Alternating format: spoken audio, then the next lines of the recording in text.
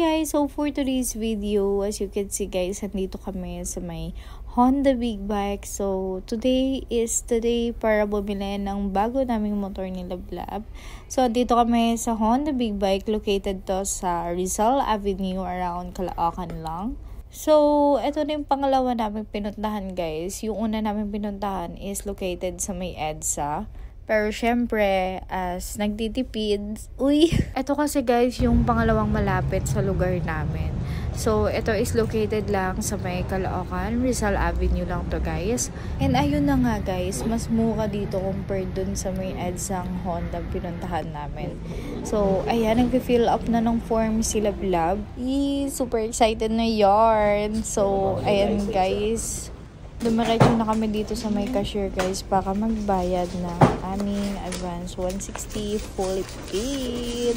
Medyo masakit sa bulsa siya guys, pero kakayanin natin. Kaya natin yan. So, ang update guys, yung ating 169k, real quick, naging 100 pesos na lang. So, may pamasahe pa tayo pa uwi guys. Ay, hindi na pala tayo mamamasahe guys. Dahil may bago na tayong motor. So, ito is pang chicha na lang natin nung 100 pesos. 100 pesos.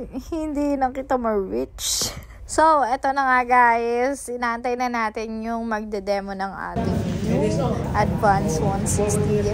So, ayan guys, si Kuya. Hello Kuya, shoutout sa iyo. Galing mo magturo.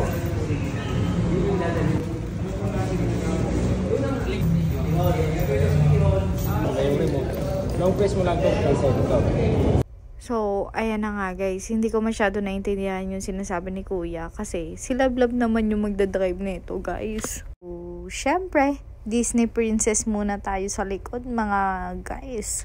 So, kailangan siya magdadrive para pil na pil niya talaga. So, ayan, nagkakaintindihan na sila ni Kuya guys. So, ayan. Fast forward ko na lang dahil taga-video lang ako dito guys. So, ayan guys, dinemo ni Sir simulat sa una and hanggang sa huli. Akala mo talaga nakikinig yung isa dyan. Oo nang oo talaga. After nyan guys, sabi ko sa kanya kung naintindihan niya ba si Kuya. Sabi niya, oo. Kaunti lang. Char! De, joke lang. Overall guys, naintindihan niya si Kuya kasi super galing niya magturo. So, overall, after ng explanation, ayun guys, wala namang question si Lablab ko. So, advice ko lang guys, if ever bibili kayo ng bago nyong motor guys, much better kung magka-canvas muna kayo para mas makakatipid kayo guys. Kung saan mas mura, doon po kayo pumunta.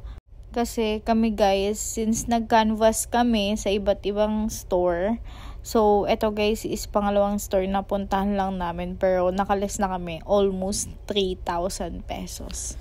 So, not bad na din guys, diba? Panggala nyo na din yan sa pupuntahan nyo kinabukasan. So, much better. Mas nakaka-save tayo. So, kwentuhan ko lang kayo guys, bago tong motor na bili namin, is, ang dati naming motor is, yung pinakauna, yung Mio Sporty.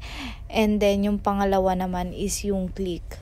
So, dati lang guys, nainggit kami kasi wala kaming ganito. Ni 1,000 pesos guys, hindi namin gastos sa labas kasi nagtitipid kami. Alam nyo yun guys, nainggit kayo pero at the same time, masaya kayo sa kanila kasi nabili na nila yung gusto nila. So, sa ngayon guys, kami naman, and nag-inspiration din namin sila para mabili din namin itong mga bagay na dessert. Sakto yung helmet lang. Sakto yung helmet.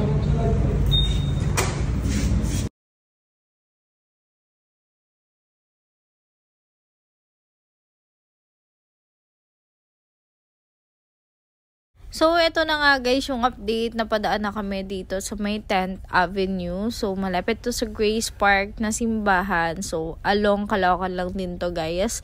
So, ito is bilihan ng mga motor parts and yung mga kailangan nyo sa motor. Since napadaan na din kami dito guys, napabili na kami netong cover ng aming bagong motor na Advance 160. And ayan guys, dahil bawal pa siya ibiyahe for 2 to 3 weeks. So, ayan na siya guys, for only 450 pesos. only. So, nanghingi kami ng discount kay sir, binigay niya lang na ng 400 pesos. So, ayun, very appreciated si sir. Thank you so much sa discount po. So, hanggang dito na lang yung aming vlog, guys. So, update namin kayo. After 2 to 3 weeks, ayan, ilalabas na namin to si aming baby na Advance 160.